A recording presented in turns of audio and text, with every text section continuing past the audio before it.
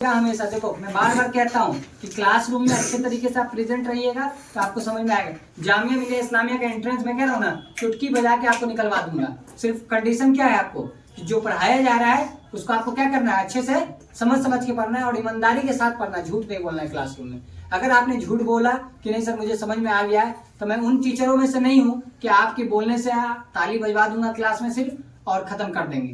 हमें एक एक बच्चा टीचर, बेस्ट टीचर कौन होता है? बेस्ट टीचर वो होता है जो उसके क्लास का एक से सबसे बुद्धू बच्चा, यानी जो सबसे कमजोर होता है। मेरे हिसाब से तो कोई क्लासरूम का कोई कमजोर बच्चा नहीं होता है, लेकिन अगर दुनियावी हिसाब से भी अगर देखें तो जो सबसे कमजोर बच्चा हो ना, वो जब क्लासरूम में जवाब देने लगे तो समझ लीजिए कि बेस्ट टीचर है। वो जो पढ़ा रहा हो वो बेस्ट टीचर है। ये नहीं कि अगर हम मान लीजिए कि ये लड़की है, ये बच्ची है, इसको पढ़ा दिया, उसको पढ़ा दिया, 10 बच्चे या 20 बच्चे बैठे हुए, 20 बच्चे में से 2 आंसर कर दिया तो हमारा फर्ज अदा हो गया। हमारा फर्ज कब अदा होगा? जब हम पूरे 20 में से 20 का जवाब सुन लेंगे तो।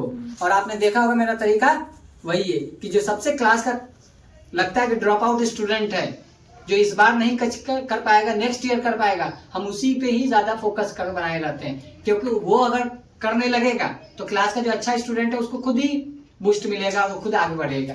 समझ में आया कि नहीं? इसलिए मेहनत से पढ़िए और कुछ नहीं। एग्जाम निकालना तो मेरा चुटकी का खेल है।